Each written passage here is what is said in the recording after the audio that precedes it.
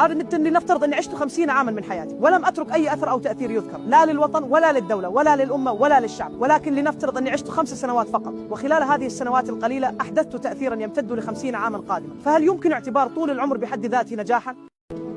Suppose I lived for 50 long years and I created no impact whatsoever, not for my country, for the state, for the Ummah, or for the entire nation. But imagine I only lived for 5 years and through that short time, an impact for the next 50 years was created. Then can you truly say that living a long life is success?